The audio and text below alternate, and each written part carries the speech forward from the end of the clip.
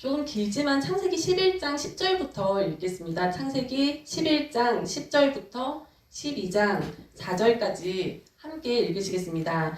셈의 족보는 이러하니라. 셈은 100세 곧 홍수 후 2년에 아르박삿을 낳았고 아르박삿을 낳은 후에 500년을 지내며 자녀를 낳았으며 아르박삿은 35세에 셀라를 낳았고 셀라를 낳은 후에 403년을 지내며 자녀를 낳았으며 셀라는 30세에 에벨을 낳았고 에벨을 낳은 후에 403년을 지내며 자녀를 낳았으며 에벨은 34세에 벨렉을 낳았고 벨렉을 낳은 후에 430년을 지내며 자녀를 낳았으며 벨렉은 30세에 르우를 낳았고 르우를 낳은 후에 209년을 지내며 자녀를 낳았으며 르우는 32세에 수룩을 낳았고 수룩을 낳은 후에 207년을 지내며 자녀를 낳았으며 수룩은 30세에 나홀을 낳았고 나홀을 낳은 후에 200년을 지내며 자녀를 낳았으며 나홀은 29세에 데라를 낳았고 데라를 낳은 후에 119년을 지내며 자녀를 낳았으며 데라는 70세에 아브람과 나홀과 하란을 낳았더라.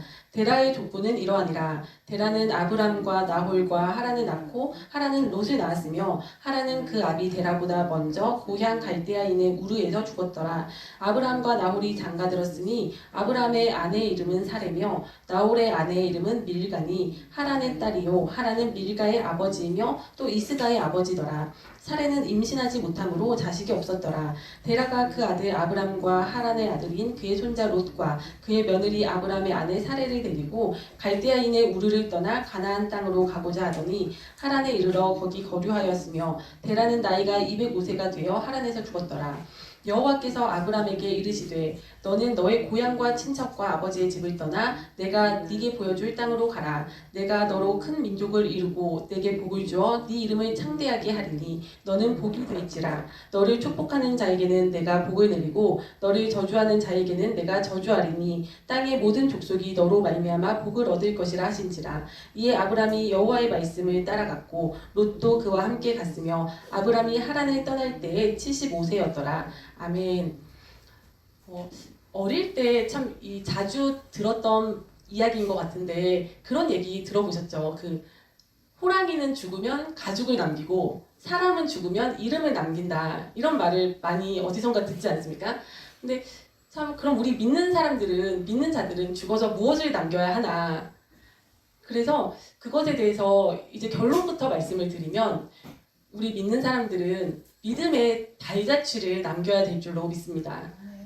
네, 우리가 그 예수님의 그 주님의 발자취를 따라가지 않습니까? 주님의 발자취를 따라가면서 그 믿음의 한 걸음 한 걸음을 뛰어놓을 때마다 우리의 그 믿음의 발자취가 남게 되고 그 믿음의 발자취를 이제 또 그 뒤에 따라오는 사람들이 그 발자취를 보면서 그 발자취를 따라오면서 조금은 또 수월하게 그 믿음의 길을 갈 수도 있고 또는 수월하게 아니면 또는 조금 한 단계 더 높은 안목을 가지고 시야를 가지고 그 믿음의 생활을 할 수 있게 되는 것 같습니다. 근데 오늘 읽으신 그 본문 말씀을 보시면 참 유명한 우리가 다 많이 잘 알고 있는 말씀이잖아요. 그 아브라함이 하나님의 부르심을 받고 이제 고향을 떠나는 그 이야기인데 그 앞에 조금 눈여겨 보이는 부분이 있습니다. 그 11장 31절에 보면은 데라가 그 아들 아브람과 그리고 손자 롯과 며느리 사레를 데리고 갈대아인의 우르를 떠나 가나안 땅으로 가고자 하더니 하란에 이르러 거기 거류하니라 이런 말씀이 나오거든요. 근데 이게 주체가 아브람이 아니라 데라인 게 참 이게 이상하더라고요. 우리는 보통 아브라함이 되게 주체적으로 주도적으로 중심이 되어서 그 고향 땅을 우르를 떠난 것으로 알고 있는데 이 말씀을 보니까 아브라함이 아니라 데라가 주체가 돼가지고 주도적으로 데라가 그 자손들을 이끌고 우르를 떠난 거예요. 그래서 이 데라가 가나안 땅을 향해서 지금 이스라엘이 현재 있는 그 지도상에서 있는 그 지역을 향해서 가려고 했는데 하나님께서 어떤 이유이신지 하란 땅에 이제 머무르게 하셨습니다. 근데 이걸 보면서 아브람이 참 하늘에서 뚝 떨어진 아브람이 아니구나 이런 생각이 들더라고요. 그 아브람이 정말 믿음의 조상이고 참 믿는 자들의 아버지이고 참 하나님께 큰 그 은혜를 입고 또 부르심을 받은 사람이지만 그렇다고 해서 이 아브라함이라는 사람이 정말 자기 혼자 잘나서 하늘에서 뚝 떨어진 사람이 아닌 거예요.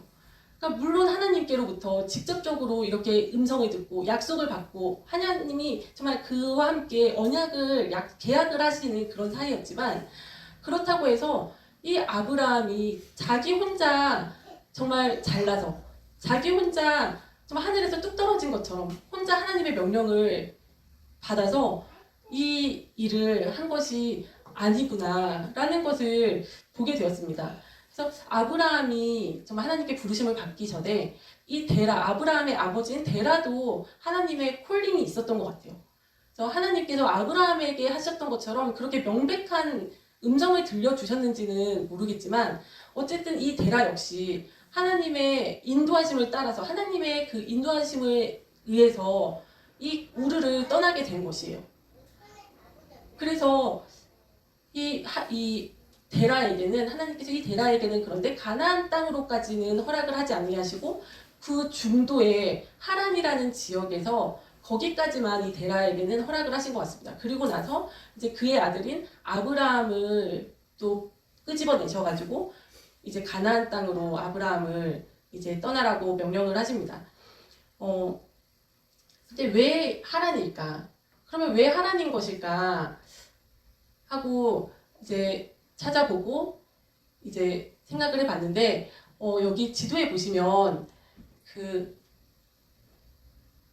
여기가 이제 아프리카고 이쪽이 지금의 사우디고 이쪽이 지금의 이라크 지역입니다. 그래서 여기에 이제 페르시아만 쪽에서 유브라데 강과 티그리스 강이 큰 강줄기가 두 개가 흘러가는데 그 중에서 유브라데 강 변에 붙어서 유명한 도시가 이제 두 개가 있습니다. 그래서 이 한 개 도시가 이제 우르이고 이게 아브라함의 그 고향이죠. 우르이고 그 바로 옆쪽으로 바벨론이라는 도시가 있습니다.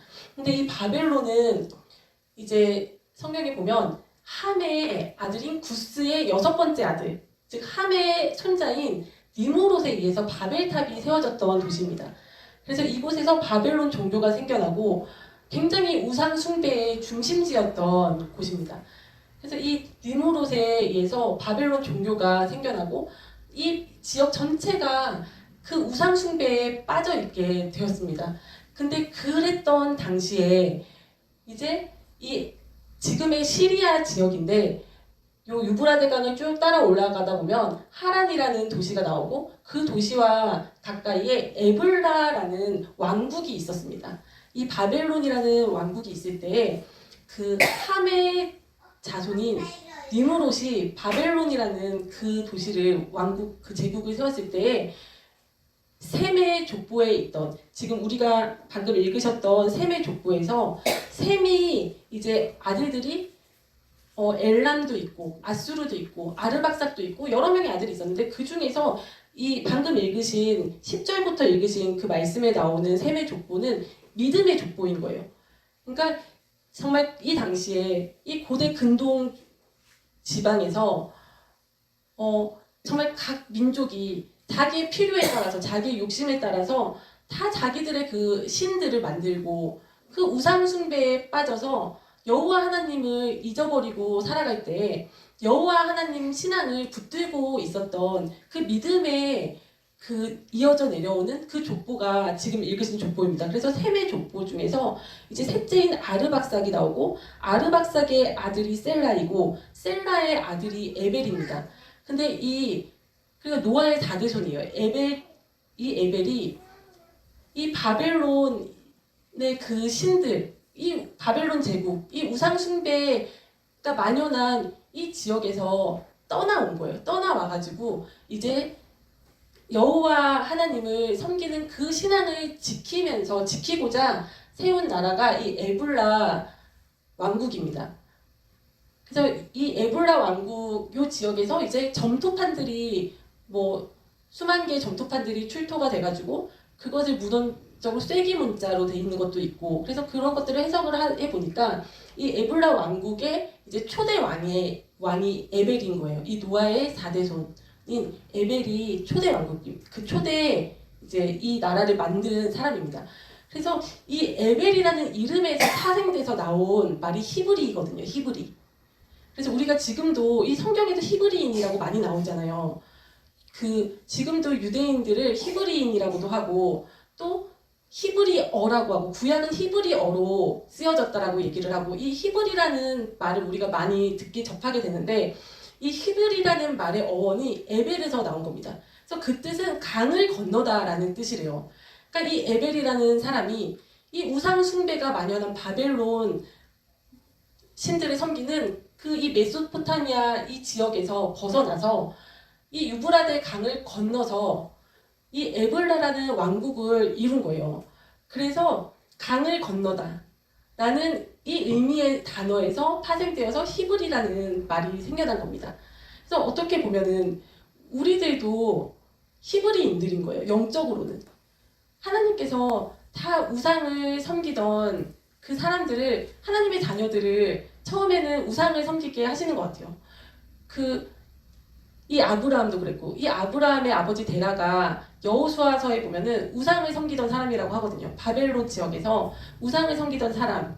그러니까 그 아브라함도 그 영향을 받았겠죠. 그래서 이 바벨론 이 지역에서 그 가장 바벨론 그 신들 우상 숭배가 심했던 이 갈대아 우르 지역에서 살면서 우상을 섬기고 살았던 그들을 불러내시지 않았습니까?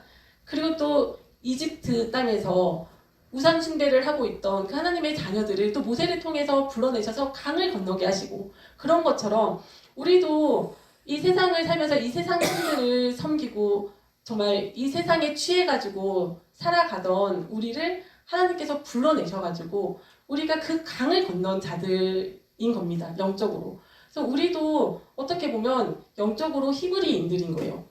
그래서 이 지역에는 이 아브람 당시에는 사실 이 에블라 왕국은 이미 멸망한 후에 한 100년 정도 가까이 시간이 흐른 뒤거든요. 그러니까 이 왕국 자체는 존재하진 않았지만 이 지역에 에블라 왕국이 있었던 이 지역과 하란 지역 이쪽에는 믿음의 조상들이 믿음을 지키고자 했던 그 사람들의 그 후손들이 남아 있었던 거예요. 그래서 제 생각에는 하나님께서 데라를 인도하셔가지고 그 우상 숭배가 만연한 갈대아 우르 지역, 그 바벨론 그 우상 숭배의 중심지였던 바벨론 그 갈대아 우르 땅에서 데라를 불러내셔서 인도하셔서 일단 하란 쪽으로 보내신 것 같아요. 그래서 하란 지역에서 그 성경에는 우르를 떠난 그때의 아브라함의 나이는 기록이 되어 있지 않는데 60세 정도라고 많이들 봅니다. 그래서 아브라함이 60세 정도 됐을 때 아버지 데라에 의해서 우르 지역을 떠나서 하란으로 가게 된 거예요. 그래서 이 하란 지역에서 한 15년 정도를 지낸 다음에 이제 성경에 아브라함이 하란을 떠났을 때 나이는 나오거든요. 75세가 되었을 때 이 하란을 떠나게 됩니다. 데라는 남겨두고 아브라함이 조카 롯만 데리고 나오게 되거든요. 그래서 이것을 봤을 때 하나님께서 아브라함에게 그 갈대아 우르 지역에서 바벨론 신을 우상을 섬기던 그 아브라함에게 이 우르 하란 지역으로 보내가지고 이곳에서 그 믿음 여호와 하나님을 믿는 그 신앙을 지키고자 했던 그 조상들의 후손들 아직 그 믿음을 지키고 있는 그 친척들에게로 보내신 것 같아요.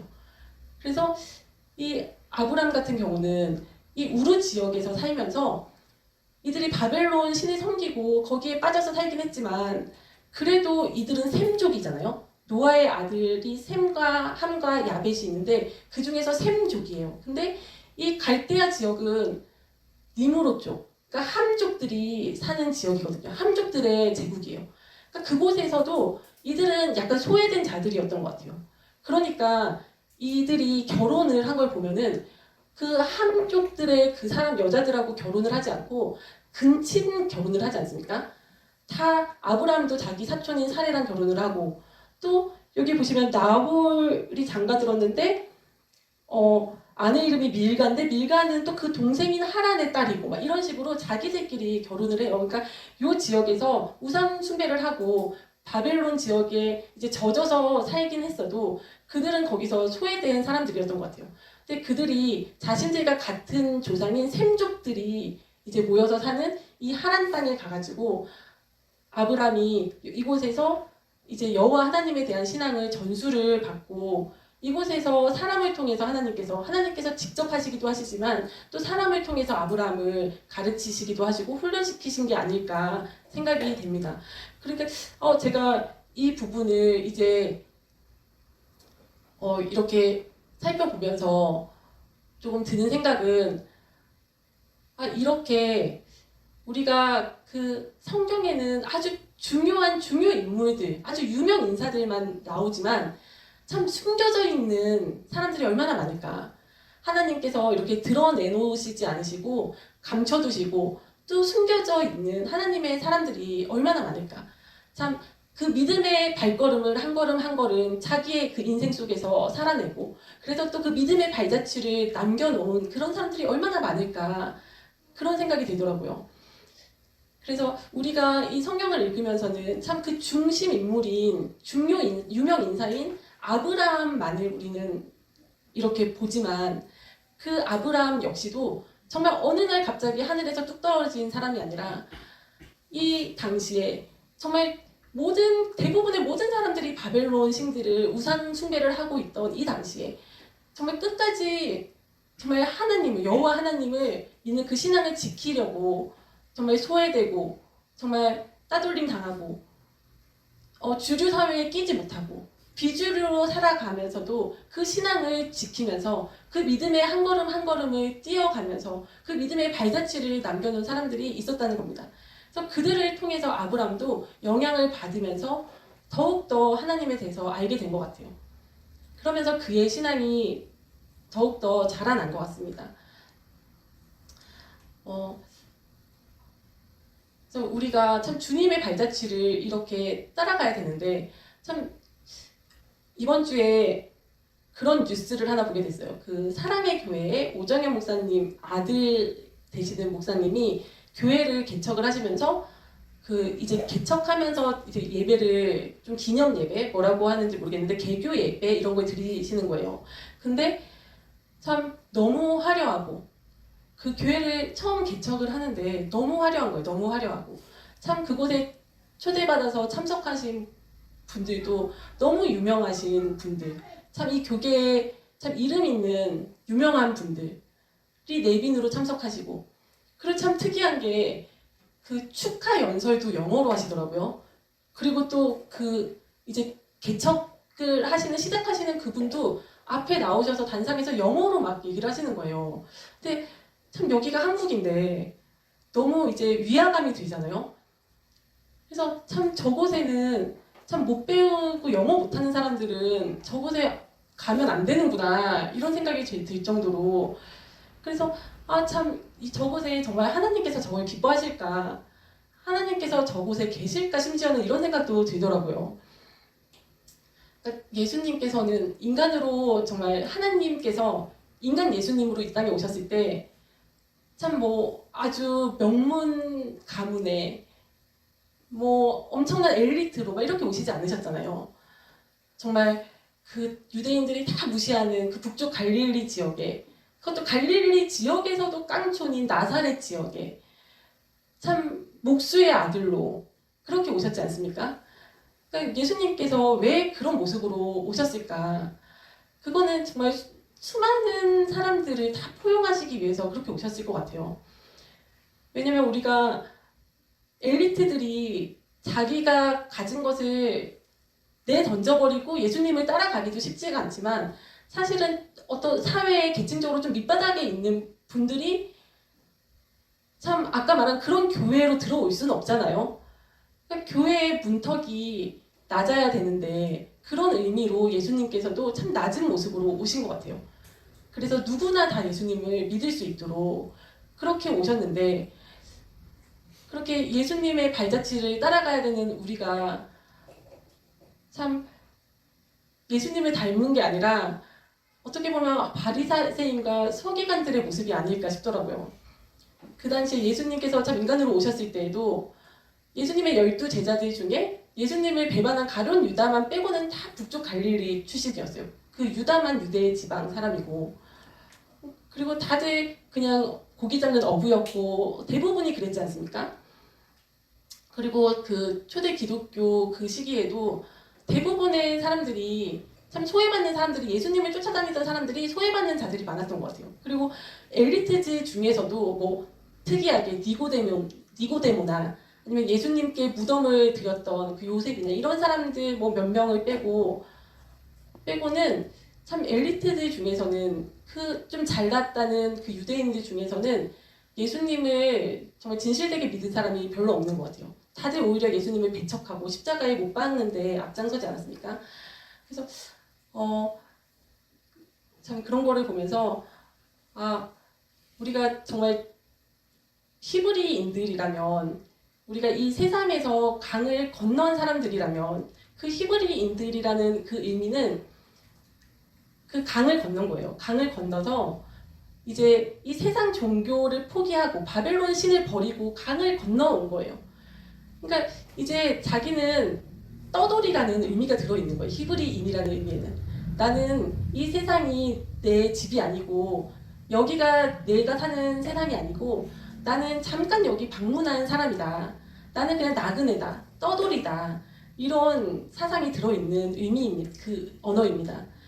그러니까 저희도 참 이 땅을 살아갈 때 참 진정한 영적인 히브리인으로 살아가야 될 것 같아요. 그러니까 이 땅에서 참 모든 걸 다 누리고 뭐 정말 내 이름을 높은 이름을 내 이름을 높게 하고 내 이름을 남기고 이런 것이 아니라 정말 흔적 없이 사라지는 그냥 발자취를 남기고 가는 사람, 이것이 진정한 참 우리가 크리스찬들이 추구해야 되는 삶이 아닌가 싶습니다. 그 바나바와 바울이 개척하고 참 선교를 열심히 해서 수많은 정말 유럽을 복음화시켰던 교회가 안디옥 교회잖아요. 근데 그 교회는 지금 가면은 그 흔적도 없대요. 그 터도 남아있지 않대요. 그러니까 그것이 우리가 추구해야 되는 방향인 것 같습니다. 우리가 뭐 큰 교회를 건물을 짓고 건물을 남기고 갈 것인가? 하나님께서 기뻐하실까? 정말 뭐 수백 명, 수만 명의 성도들이 출석하는 정말 큰 교회, 그것을 남기고 나의 명성을 남기고 갈 것인가? 그럼 하나님께서 너 이 땅에서 다 칭찬 이미 다 받았다 하실 것 같아요. 그러니까 정말 이 성경에 나오지 않지만 그 이름조차 나오지 않지만 정말 그 하나님만을 믿는 그 신앙을 지키고자 했던 그 무수히 많은 사람들, 수많은 사람들, 그 신앙의 그 여정의 발자취를 남겨줘서 정말 후대에 정말 그 발자취를 보고 따라갈 수 있는 그 발자취를 남겨준 그들처럼 우리도 정말 이름도 없이 빛도 없이 그렇게 이 땅에서 주님의 그 발자취를 따라가는 참된 주님의 제자들이 다 되었으면 좋겠습니다. 아멘.